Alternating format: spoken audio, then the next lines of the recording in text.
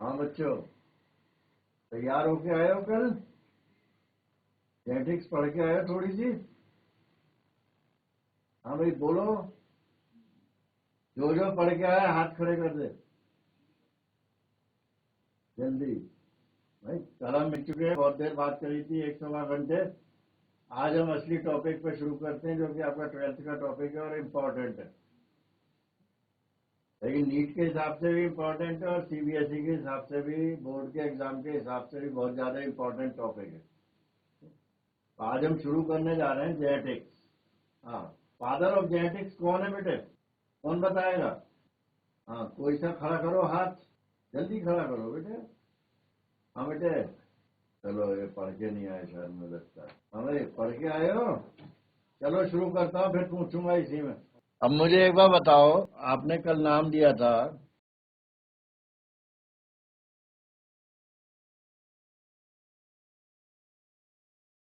ग्रिगर John Mendel का, नहीं? इसे आप लोग कहते हैं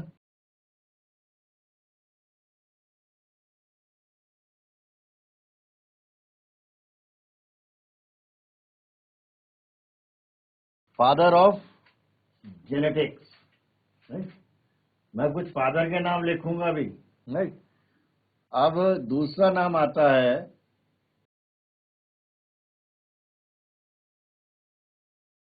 ये नाम आपने बहुत सादा सुना होगा, सुनना पड़ेगा इसे।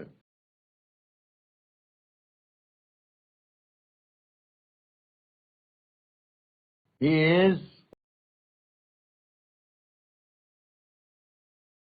Father of modern genetics. जो आज हम पढ़ने जा रहे हैं वो उसका फादर ये है। और इन्हीं आदमी ने ये टर्म दी थी जेनेटिक्स। इन्हीं के नाम पे जेनेटिक्स टर्म है, इन्होंने जेनेटिक्स टर्म दी थी। दूसरा नाम आता है, ये नाम आपने कल भी लिया था किसी बच्चे ने,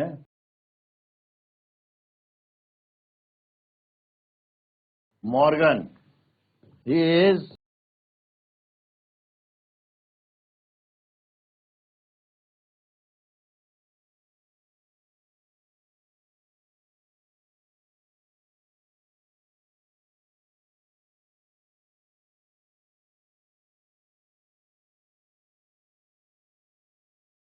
फादर ऑफ एक्सपेरिमेंटल जेनेटिक्स। अगला नाम आता है, ये भी नाम आपने म्यूटेशन में बहुत पढ़ा होगा, मोलर, नहीं? इसे कहा जाता है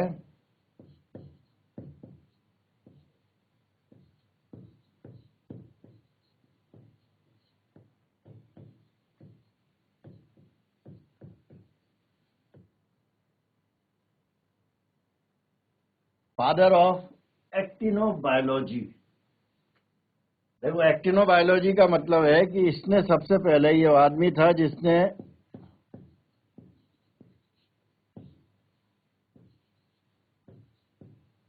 एक्सरे यूज करी थी। जब आप म्यूटेशन कराने के लिए किसी रेडिएशन का यूज करते हैं, चाहे एक्सरे है, चाहे बीटा रे, चाहे गामा रे, चाहे कॉस्मिक रे, कोई भी म्यूटेशन यूज करेंगे तो आपके पास में उसे हम कहते हैं एक्टिनोबायोलॉजी। और अगला नाम आता है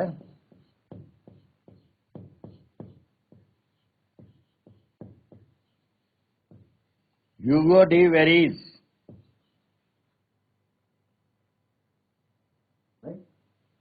इसे कहा जाता है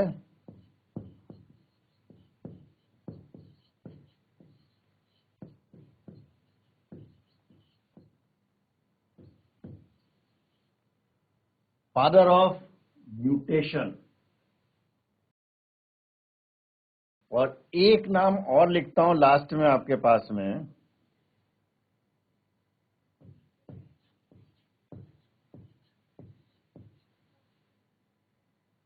कार्ल कॉरेंस। ये आदमी था फादर ऑफ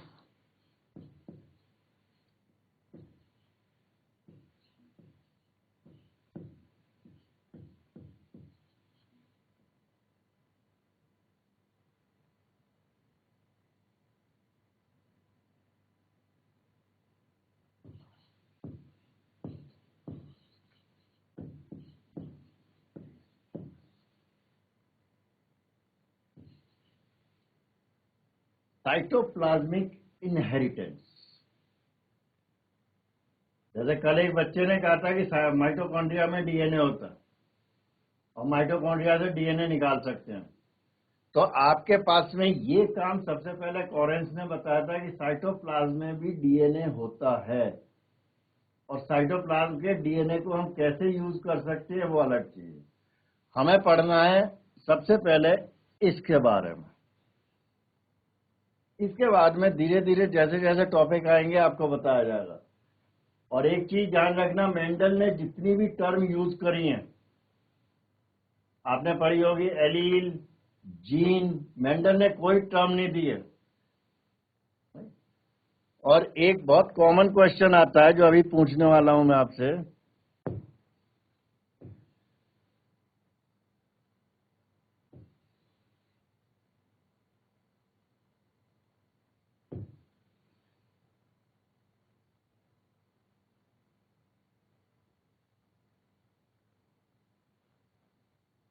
देखो मेंडल ने कुछ काम किया था।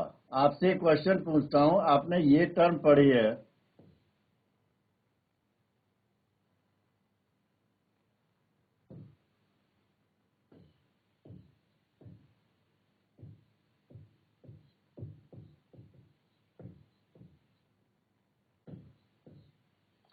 आपने ये टर्म पढ़ी है, बहुत लॉ याद करे हैं, law of dominance, law of segregation, law of independent assortment पढ़े हैं? आप ये बताइए कि लॉ किसने दिए थे? जो भी जानता है वो हाथ खड़ा कर दे, या जो आप समझते हो कि आपके हिसाब से किसने लॉ दिए होंगे उसका नाम बता दो।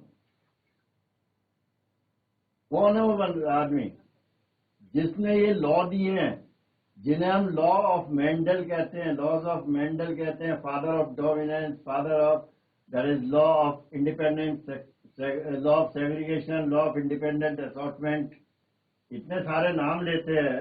ये किसने कहा था?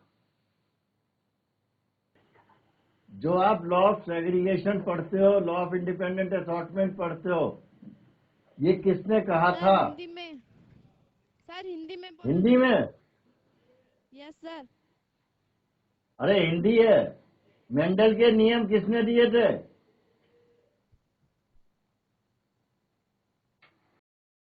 हाँ कोई बात नहीं, ये नाम दिए थे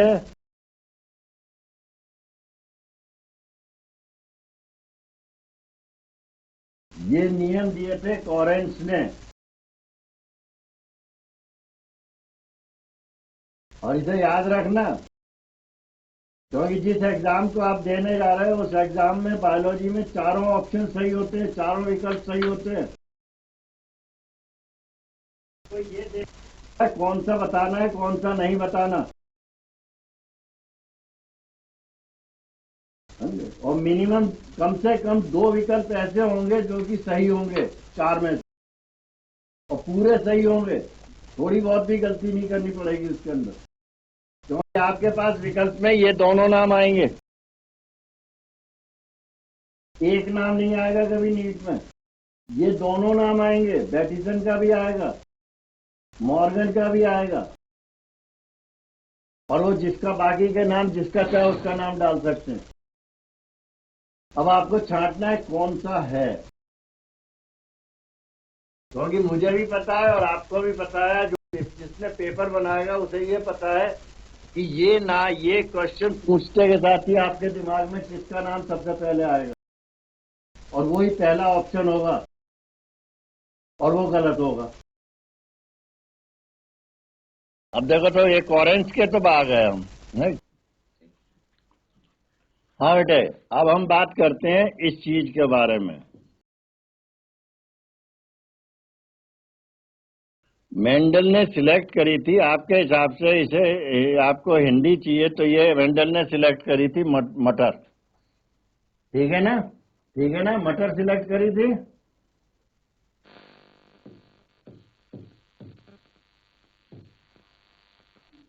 अब मुझे बताओ 2 तरीके की मटर है, क्योंकि हम आगे भी पढ़ेंगे एक मटर, इसलिए उस मटर का नाम भी मैं यही लूंगा। एक मटर है जो गार्डन में उगाई जाती है,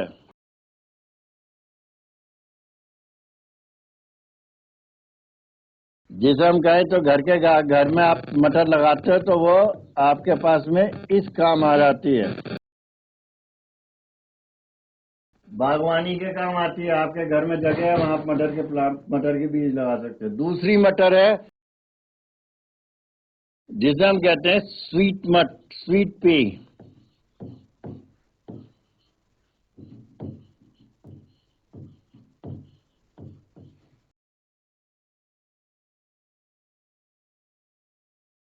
अब इसमें से कौन सी मटर मेंडल ने इस्तेमाल करी थी?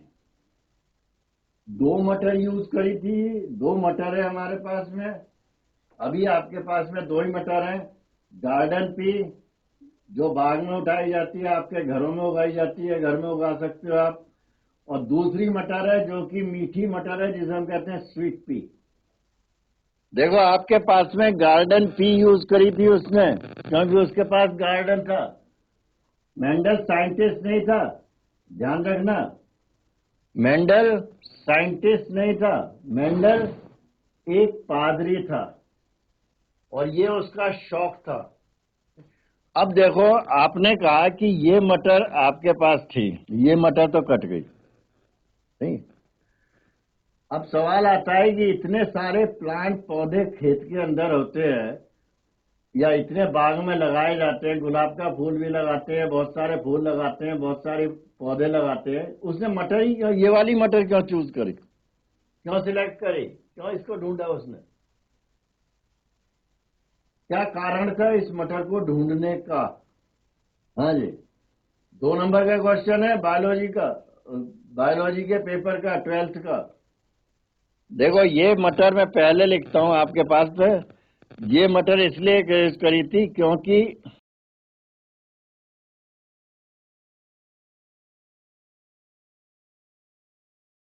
शॉर्ट ड्यूरेशन या बहुत कम अवधि की है, ज्यादा ज्यादा 60 से लेकर 80-90 दिन में तैयार हो जाती है। दूसरी, आपके पास में ये आपने कहीं पढ़ रखा होगा,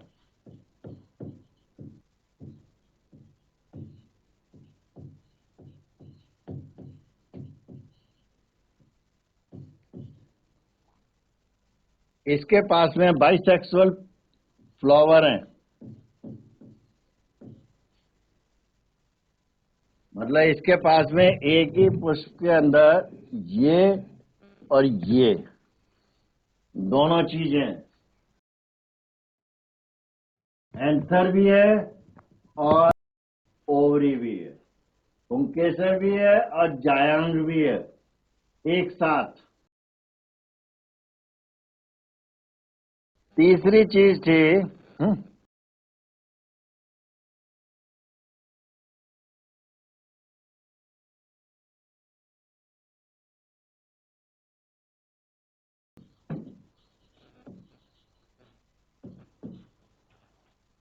लक्षण के बेस पे थी।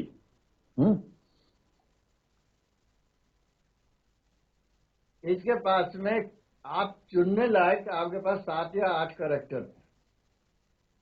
जैसे सफेद फूल भी था तो नीला फूल भी था। आपने मटर खरीदी होगी बाजार में, तो मटर दो तरीके की आती है। एक पूरी, उसमें खांचे बने होते हैं हर बीज के हिसाब से, और एक होती है सीधी सीधी होती है, उसको बाहर से नहीं पता लगता इसके अंदर कितने दाने। लेकिन एक मटर ऐसी होती है जिसे बाहर से पता लग जाएगा आपको अंदर कितने दाने। दो तरीके की मटर आपको मंडी में मिलेगी, सब्जी की दुकान पर। और चौथा लक्षण है कि इसके पास में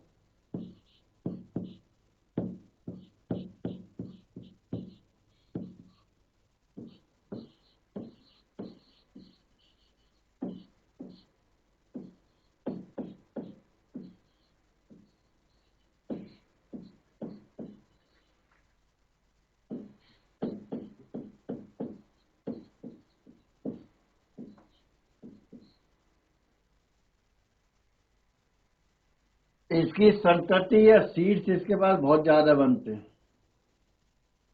राइट। नहीं, ये 4 लक्षण इसने लिए थे जो कि जिसकी वजह से इसे मटर चुननी पड़ी। नहीं, अब ये चीज तो आपने पढ़ रखी है सारी, कम अवधि की है, आप कहीं भी उगा सकते हो, इसे गमले में उगा सकते हो, घर की छत पे उगा सकते हो, जहां मर्जी हो वहां उगा सकते हो, इसे खेत में उगा सकते हो, जो मर्जी है जिस जगह चाहोगे उस जगह उग जाएगी। नहीं, दूसरा बाइसेक्सुअल फ्लावर्स है, मतलब कि इसके पास एंथर भी है और गायनीशियम भी है, मतलब मेल भी है और फीमेल भी है। right? दूसरा करेक्टर्स हैं, आप करेक्टर्स को अलग अलग कर सकते हो, करेक्टर के हिसाब से पौधे को अलग कर सकते हो, या तो पौधा लंबा है या पौधा छोटा है, बोना जिसे कहते हैं। right? आप इस तरीके से पौधे को अलग कर सकते हो, है वो मटर ही, लेकिन एक पौधा लंबा है एक पौधा छोटा है, एक में सफेद फूल है एक में लाल फूल है नीले फूल है। मटर का बीज ऐसा है, बीज का तरीका भी बदला हुआ होगा अंदर, मटर के अंदर, फली के अंदर। तो आपके पास में इसने कम से कम ये 4 करेक्टर लिए थे, लक्षण लिए थे, जिसके कारण कि उसे लगा कि बागवानी ले लेनी चाहिए। और चौथा करेक्टर जो उसने, पांचवा जो करेक्टर लिया था, पांचवा करेक्टर लिया था, ये प्राकृतिक रूप से स्वपरागण होता है इसमें, और नेचुरली कहे तो सेल्फ पॉलिनेशन होता है। इस स्वपरागण का फायदा यह है कि जब आप कोई मटर का पौधा सिलेक्ट करते हैं, मटर का बीज सिलेक्ट करते हैं, तो लक्षणों के आधार पर आप ये कह सकते हैं कि ये शुद्ध होगा, जिसे कहते हैं प्योर, यहां पे। नहीं, तो आपके पास में ये कुछ करेक्टर उसने लिए थे, लक्षण। अब अगला जो है आपके पास में ये आता है कि मेंडल ने जो भी काम किया था, मेंडल ने जो भी काम किया था, नहीं, वो 1866 में इसने छाप दिया था। 1866 में इसने एक सोसाइटी में छाप दिया था, जिस सोसाइटी का नाम था, मैं सीधा नाम लिख देता हूं साइंटिस्ट का नहीं, जगह का नाम ब्रन करके जगह है एक, नहीं, चेकोस्लोवाकिया में। नहीं, उसमें इसने 1866 में पेपर छापा था। नहीं, 34 साल तक किसी को नहीं पता लगा कि ये पेपर गया था, मेंडल ने किया क्या था। नहीं, ठीक।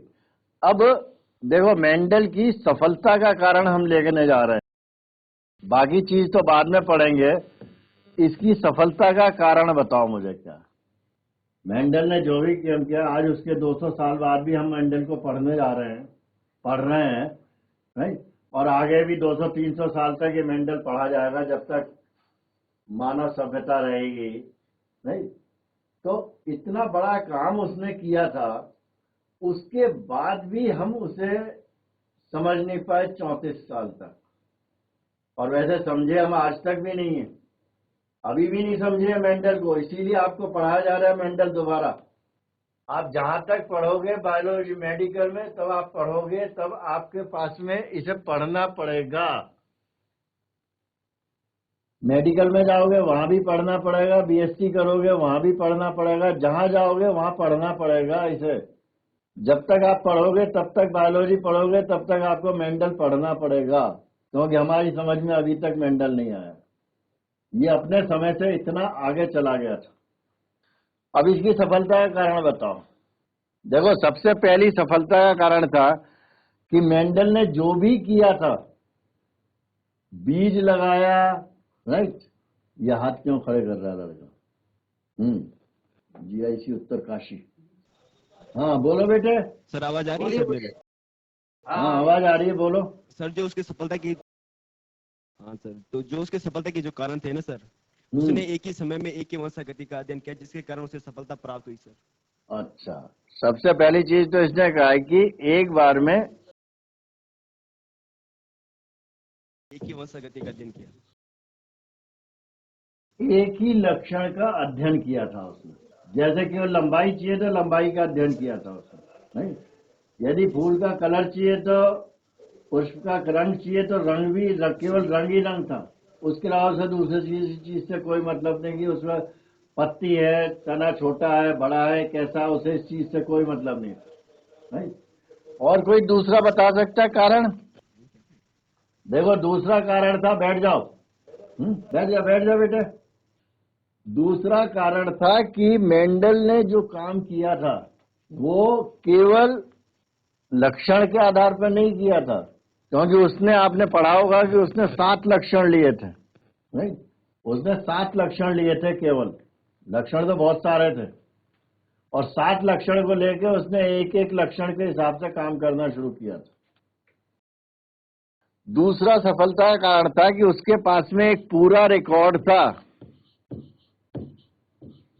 जो आप प्रैक्टिकल रिकॉर्ड बनाते हो उस तरीके से उसने जब से बीज बोया था, कब पानी दिया था, कब क्या किया था, सारी चीज का रिकॉर्ड उसके पास था, उसकी कॉपी किताब के अंदर लिखा हुआ था, डायरी में उसने क्या किया था, सब चीजें उसके पास थी।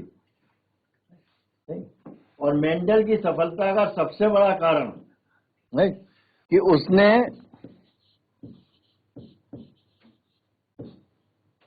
या जिसे हम कहते हैं, शायद आपने पढ़ी हो,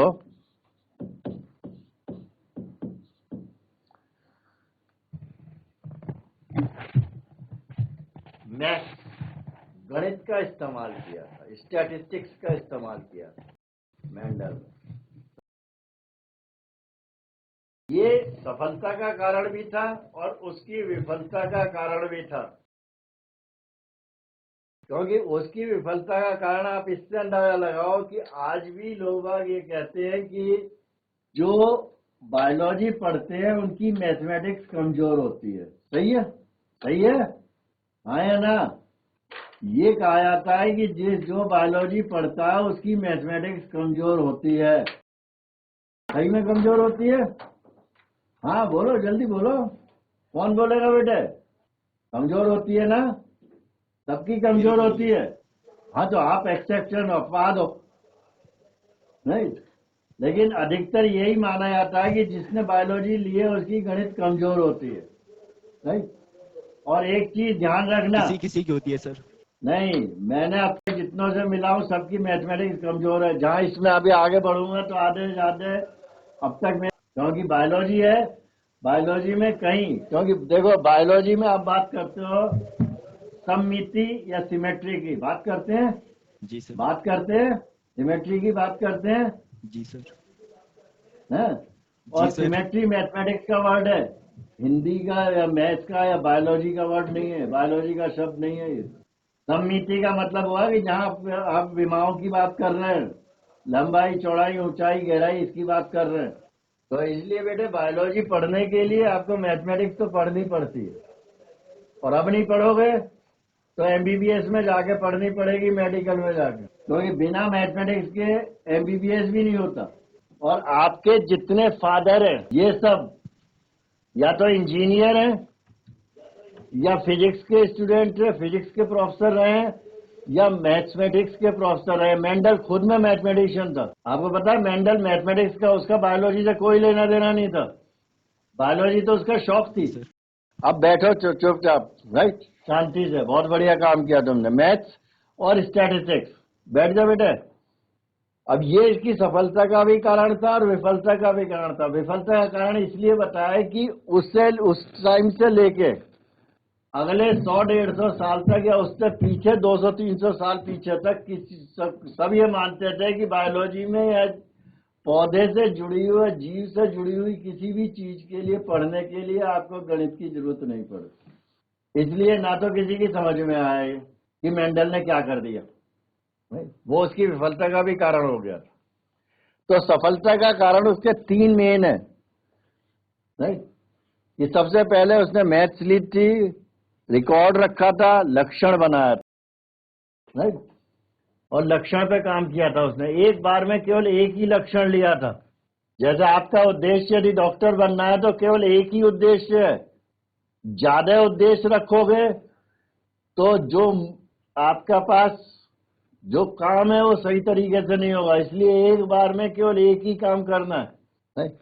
अब देखो मेंडल ने तो ये तो कह दिया था अब दूसरी चीज मैं यहाँ पूछता हूँ आपसे, ये तो मेंडल का, अब मेंडल का दूसरा कारण था कि मेंडल की विफलता का कारण, क्योंकि मेंडल के बारे में तो अभी पढ़ना शुरू करेंगे, तो पहले विफलता बता दो क्या कारण था। मेंडल को हम कह रहे हैं 200 साल बाद भी समझ में नहीं आ रहा मेंडल लोगों को। 34 साल तक तो बिल्कुल समझ में नहीं आया। 34 साल तक किसी की समझ में नहीं आया है भाई, और उसके बाद में किसी की समझ में नहीं आया। तो विफलता क्या थी उसकी? विफलता का कारण था कि एक तो जो भी उसने लिखा था, जो उसका पेपर था,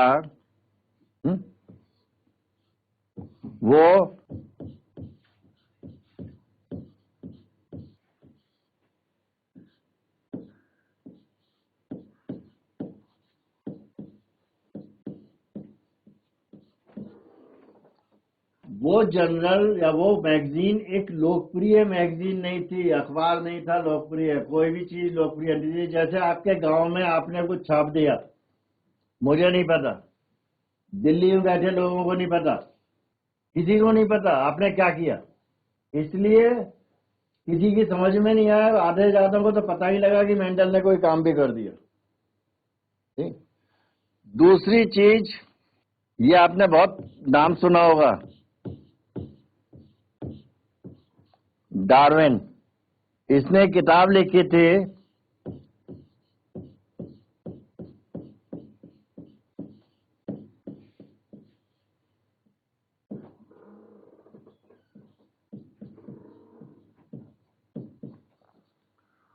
ओरिजिन ऑफ स्पीसीज, और ये ऐसी किताब थी जो कि सारे धर्मों के खिलाफ थी, क्योंकि इसका मानना था कि किसी भी चीज को भगवान ने नहीं बनाया, सब चीजें प्रकृति में पैदा हुई और उसी से विकसित होकर चीजें बनी हैं। कोई भी चीज भगवान की बनाई हुई चीज नहीं है, ये डार्विन का मानना था।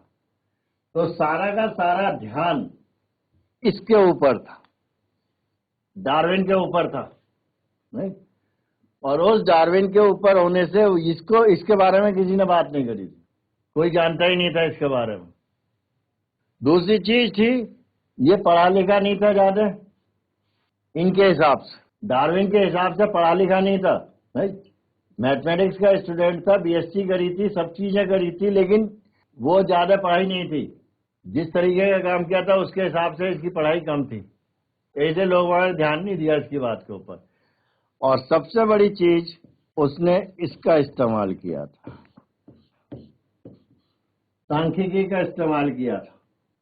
यदि वो सांख्यिकी का इस्तेमाल नहीं करता तो ये काम नहीं होता जो आज हम पढ़ रहे हैं, नहीं?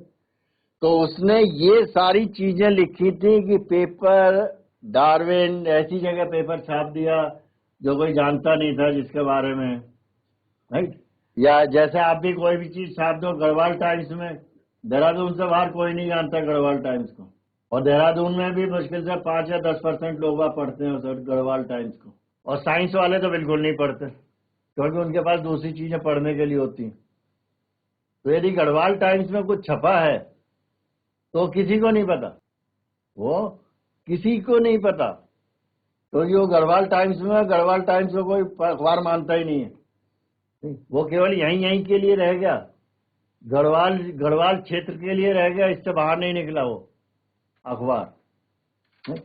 तो इसलिए आपके पास में सबसे इंपॉर्टेंट कहीं भी क्वेश्चन आता है, यदि डार्विन का नाम नहीं है उसके अंदर, तो सबसे इंपॉर्टेंट क्वेश्चन ये है कि डार्विन की विफलता का कारण था मैथमेटिक्स या स्टैटिस्टिक्स।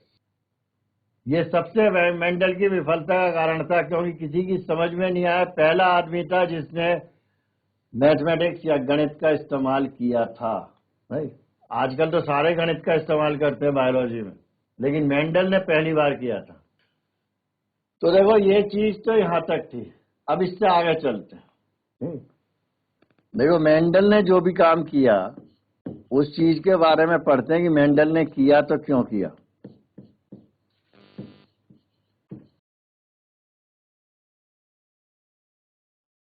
मेंडल ने 7 लक्षण लिए थे, जिसमें एक था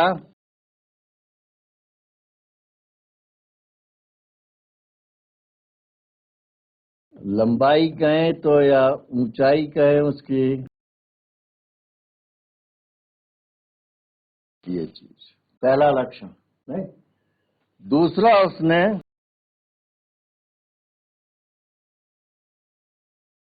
पुष्प का लिया, पुष्प में दो लक्षण थे, एक तो इसका रंग था और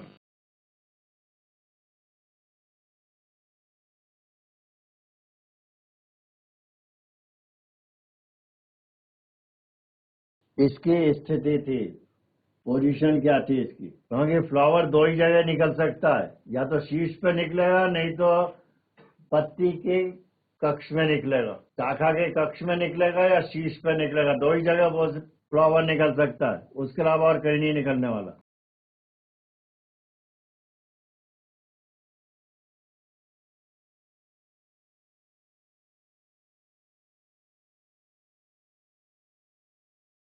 रंग इतना नहीं लिया था इसने, लेकिन रंग की जगह इसने ली थी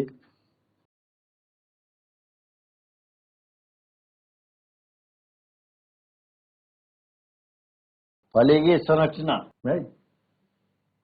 ये ज्यादा नहीं था इंपॉर्टेंट, जिसमें ये इंपॉर्टेंट थी, राइट। दूसरी चीज ली थी उसने बीज, बीज में रंग लिया था, और दूसरी चीज ली थी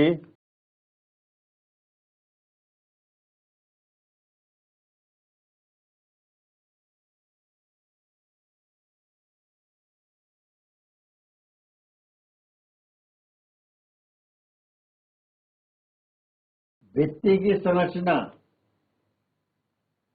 भित्ति कैसी है उसकी, मटर के दाने की।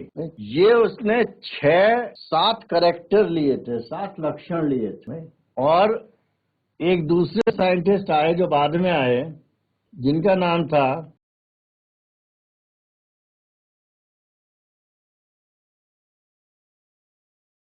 मेंडल। ये मानता था कि 7 जीन है, तब तक गुणसूत्र के बारे में नहीं जानता था वो, नहीं। एस ब्लिक्स ने कहा कि 7 जीन 4 क्रोमोसोम के ऊपर है। इसने कहा था ये जो 7 जीन इसने दिए हैं, जिसे हम कारक लिखें या जीन कहें, ये 7 क्रोमोसोम पे ना होकर 4 गुणसूत्र पे है।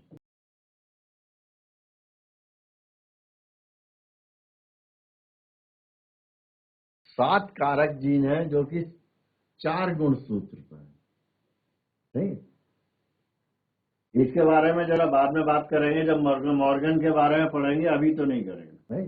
तो आपके पास में ये 7 लक्षण लिए थे, और इसमें से एक बार में केवल एक ही लिया था, नहीं। अब ये कहता था मेंडल कि आपके पास में यदि एक जीन है, एक लक्षण है कोई, तो उसके केवल 2 विकल्प होने चाहिए। यही कहता था ना मेंडल। मेंडल ये कहता था कि यदि एक लक्षण है तो उसके 2 विकल्प होने चाहिए, क्योंकि मेंडल को मैथमेटिक्स के हिसाब से केवल 2 ही सिंबल जानता था वो, जो यूज होते हैं। एक तो प्लस का साइन निशान था, एक माइनस का निशान था, 2 ही निशान जानता था, इसलिए 2 ही लक्षण उसके हिसाब से, नहीं। अब मुझे एक चीज बताओ, कोई सा तुम सब में से हाथ खड़ा करके, कि मेंडल को अपना प्रयोग शुरू करने के लिए कितनी तरीके के बीज की जरूरत पड़ेगी, जिसे हम कहते हैं कि कितने टाइप की मटर के बीज चाहिएंगे, उसे कितने प्रकार के बीज चाहिएंगे मेंडल को, कम से कम। क्योंकि मेंडल के पास तो 200-250 बीज थे अलग तरीके के, उसमें से केवल उसने कुछ ही बीज छाटे थे। वो कितने हैं? हाँ भाई देखो, नीट का एग्जाम जो आप देने जाओगे या दोगे, राइट, उस एग्जाम में हम बाल की खाल निकालते हैं, राइट। हमें पता होता है कि क्वेश्चन कैसे बनाने हैं और कहां से बनाने हैं। ये जो आपके पास लिखा हुआ रखा है, इसके अंदर ही 70-80 क्वेश्चन है नीट के हिसाब से, केवल इस 4-5 लाइन के अंदर। यदि मैं 2-3 दिन बैठ जाऊं तो 70-80 क्वेश्चन बना दूंगा और हफ्ता लगा दूं तो 100-150 क्वेश्चन नीट का पेपर पूरा कर दूंगा मैं, केवल इन्हीं इन्हीं 5 लाइन के ऊपर। और आपकी किताब में जो लिखा हुआ है, ये मैंने कल भी कही थी, आज भी कहता हूं, उस किताब में क्या लिखा है, क्यों लिखा है, कैसे लिखा है, उसके आगे क्या होगा, उसके पीछे क्या था, सारी चीजें पता होनी चाहिए, आपको याद रखनी है। आपकी एनसीईआरटी बताती नहीं है, वो कहती है ढूंढो, अपने आप सोचो और पढ़ो। इसीलिए आपके पास में, सबके पास में हेल्प बुक होगी। एनसीईआरटी आप कम से कम पसंद करते हो। अब देखो, ये सारी चीजें मेंडल ने कही थी 2 विकल्प में बस। अब इस विकल्प को कोई भी हो सकते हैं, जैसे हमने कहा कि ये लंबाई है, इसके 2 ही विकल्प हो सकते हैं, या तो पौधा लंबा होगा या पौधा बौना होगा, और तो कुछ नहीं हो सकता इसके साथ। तीसरा ऑप्शन तो इसके पास नहीं है, एक लंबा पौधा है, एक बौना पौधा है। नहीं, फूल लाल भी हो सकता है, नीला है और सफेद है, या तो नीला है या सफेद है। गुलाबी का कंसेप्ट इसके पास नहीं था, पीले रंग का कंसेप्ट ये भी नहीं मानता था। नहीं, ये कहता था या तो कोई करेक्टर है, या ये तो लंबा होगा या बौना होगा, या तो वो लाल पुष्प होगा या सफेद पुष्प होगा। है? दाने ऐसे होंगे तो ऐसे नहीं होने चाहिए, या ये चीज है।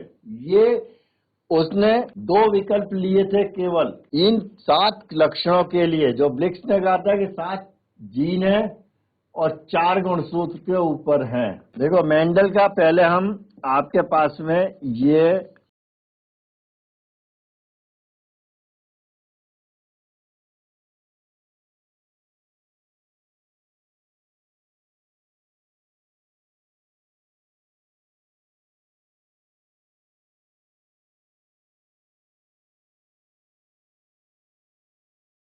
मोनोहाइब्रिड क्रॉस संकरण कराना, नहीं। और एक चीज ध्यान रखना, जेनेटिक्स से संबंधित नीट के अंदर कोई सा भी पेपर, कोई सा भी क्वेश्चन मेंडल या जेनेटिक्स से संबंधित आगा, आप इसके आधार पर सॉल्व कर सकते हो, जिसमें आपको कोई बहुत लंबी चौड़ी गणित नहीं पढ़ानी, क्योंकि बहुत लंबी चौड़ी गणित में यहाँ नहीं पढ़ाने वाला। वो सारी गणित को छोटा करके आपको बता दिया जाएगा। अब एक संकर क्रॉस जो है, देखो हम ये लेके चलते हैं जो आपकी किताब के अंदर भी है।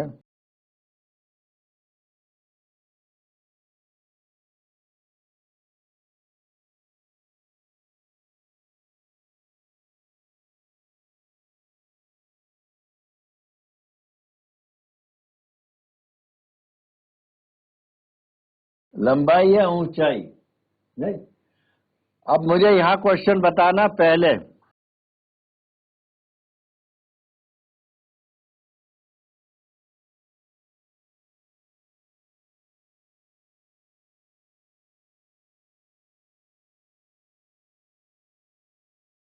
दो पित्र लिए, एक उसने लंबा लिया और एक बौना लिया, नहीं। और जो मेंडल का मानना था कि ये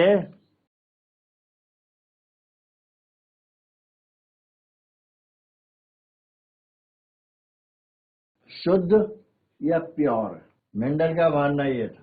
और इसे उसने लिखा कि देखो, अब इसे सिंबल दूंगा लंबाई को, राइट। आप कोई भी सिंबल दे सकते हैं, राइट।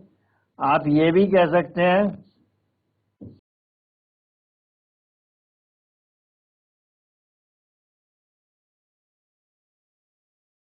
आप ये भी सिंबल यूज करते हैं, प्लस माइनस टी या स्मॉल टी, या आपकी समझ में जो अक्षर आता है वो अक्षर इस्तेमाल कर सकते हैं। लेकिन बोर्ड के एग्जाम में जब आप अक्षर इस्तेमाल कर रहे हो तो उस अक्षर के बारे में बताना पड़ेगा कि कौन सा अक्षर क्या है।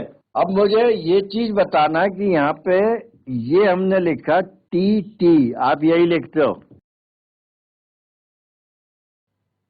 यही लिखते हो ना।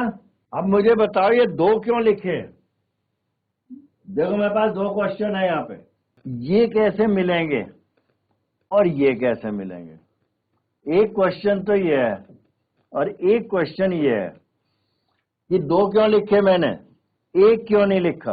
ये दो क्यों लिखे, एक क्यों नहीं लिखा मैंने इसके अंदर, कौन बताएगा बेटे। हाँ बोलो, ये दो क्यों लिख रखे हैं, कैपिटल टी स्मॉल टी।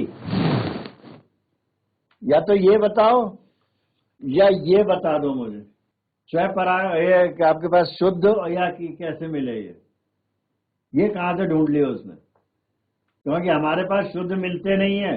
शुद्ध नाम की चीज गलत है, शुद्ध नाम की चीज कुछ नहीं होती, कुछ शुद्ध जिसे हम शुद्ध कहते हैं वो भी संकर होता है।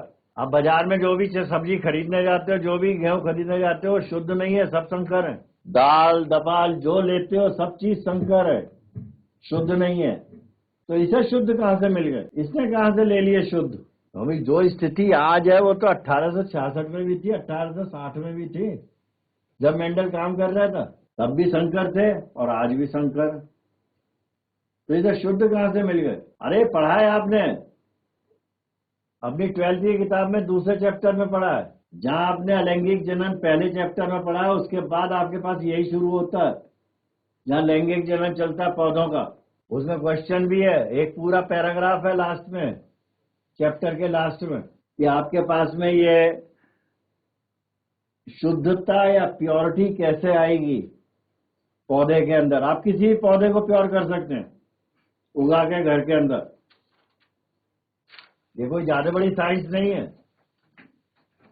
कि आपको इसके लिए कोई बहुत ज्यादा सामान चाहिएगा, कुछ नहीं चाहिए। आप घर में बैठ के प्योर कर लोगे इसे, 2-3 साल में वो पौधा प्योर होगा, जैसा चाहोगे वैसा ही मिलेगा, दूसरा कुछ नहीं हो सकता उसके अंदर। नहीं पढ़ रखा, 2 महीने बाद बोर्ड का एग्जाम है भाई।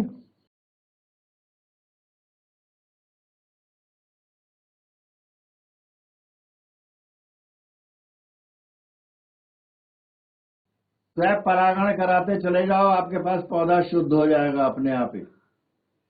बस आपको ये ध्यान रखना है कि पर परागण नहीं होना चाहिए पौधे के अंदर। और आपको एक काम करना होता है, घर के अंदर की जो पुष्प लगा हुआ है, पौधा लगा हुआ है, उसके चारों ओर बैग लगा दो, एक कपड़े का कागज लपेट दो।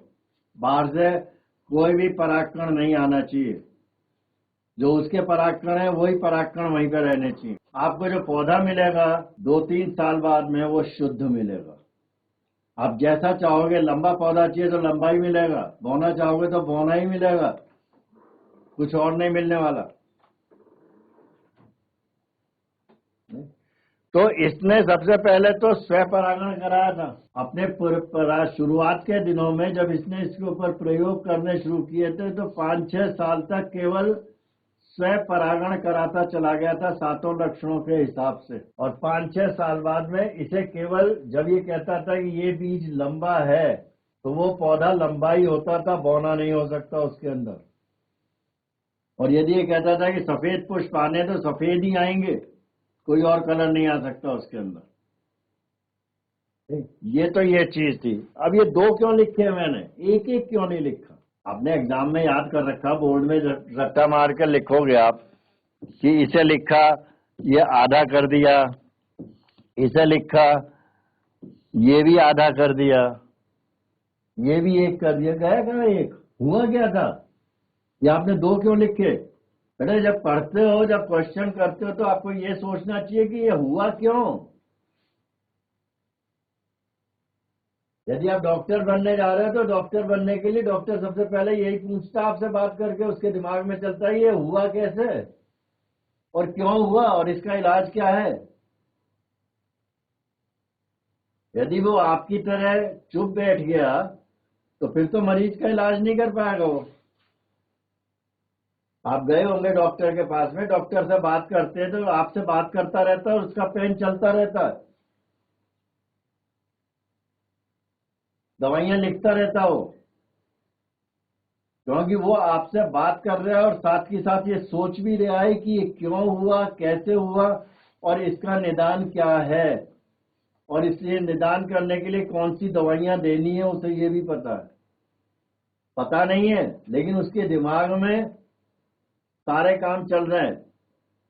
आपकी बातें सुन भी रहा है, उसका विश्लेषण भी कर रहा है और उसका कारण भी निकाल रहा है वो बात करके। तो बेटे ये चीज आपको याद रखनी पड़ेगी, बताना पड़ेगा ये क्यों है, क्योंकि ये चीजें आपने पढ़ रखी हैं। मैं कोई नई चीज नहीं पढ़ा रहा। नई चीज तो इस क्रॉस को बनाने के बाद में आएगी, इसी क्रॉस के अंदर, जिससे आप ये क्रॉस भी बनाओगे, राइट। और इस क्रॉस से संबंधित कोई सा भी क्वेश्चन मेंडलिज्म या जेनेटिक्स या मॉर्गन तक आप सॉल्व कर दोगे उसे, समझे। मॉर्गन तक कोई भी क्वेश्चन आपके पास नीट में आता है, बोर्ड में आता है, आप सॉल्व कर दोगे हर हालत में। और उसके लिए कोई ज्यादा बड़ी लंबी चौड़ी पढ़ाई की जरूरत नहीं पड़ेगी आपको। देखो ये इसलिए लिखा है,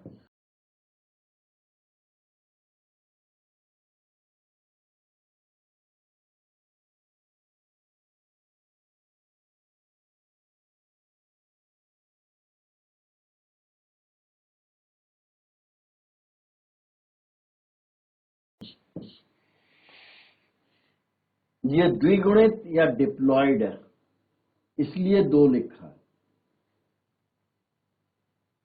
इसलिए दो लिखे हैं यहाँ पे, इसलिए एक नहीं लिखा। यदि इसकी जगह मैं फंगस यूज करूंगा, कवक यूज करूंगा, इसकी जगह शैवाल यूज करूंगा, इसकी जगह बैक्टीरिया यूज करूंगा, तो मैं केवल एक लिखूंगा। दूसरे विभाजन या मियोसिस की वजह से आधा कर दिया गया, क्योंकि ये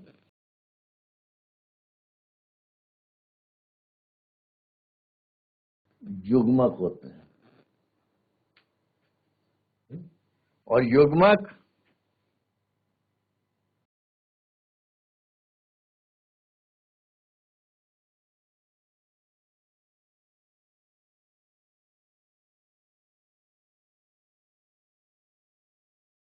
हमेशा प्योर होंगे, कभी भी संकर नहीं हो सकते, कभी भी संकर नहीं हो सकते, ये चीज ध्यान रखना। और जब मेंडल के क्वेश्चन आते हैं नीट के अंदर, यदि हम पित्र की बात कर रहे हैं तो पित्र हमेशा शुद्ध होंगे, क्योंकि ये बात मेंडल कह के गया है, नहीं? जब तक ये उसके अंदर प्रश्न के अंदर संकर की स्थिति के बारे में बताया ना गया हो, तब तक ये शुद्ध ही माने जाएंगे।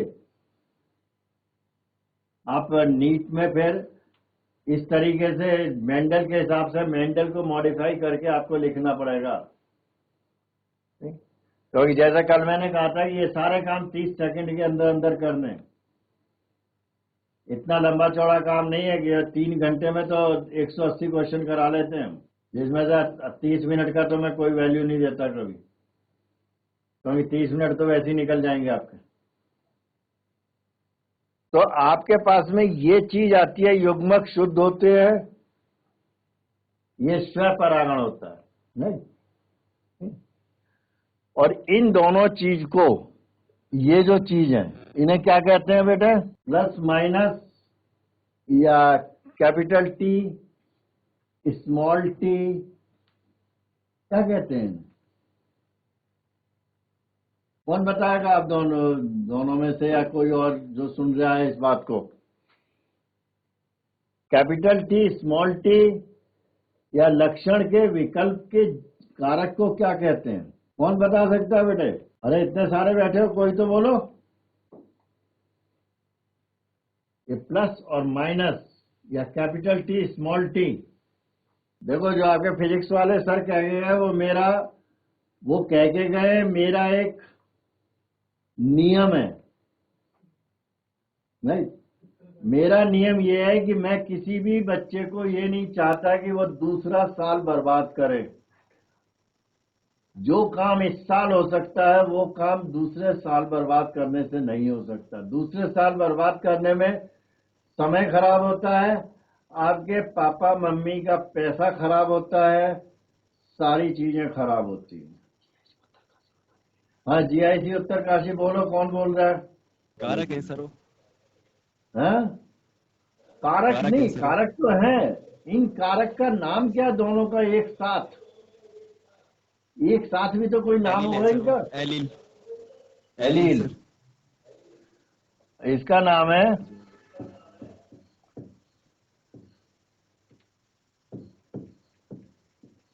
एलील। अब देखो जितनी भी युग, जिसे हम कहते हैं युग्म विकल्पी,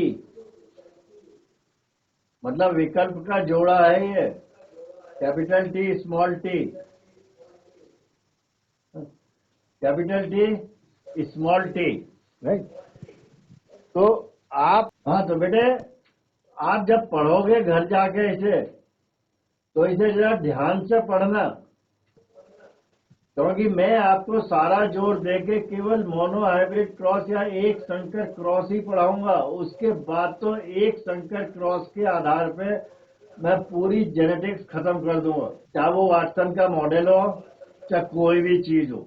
ध्यान रखना, क्योंकि मैं आपको नीट के हिसाब से पढ़ा रहा हूँ। नीट कैसे सॉल्व किया जाएगा ये मुझे पता है।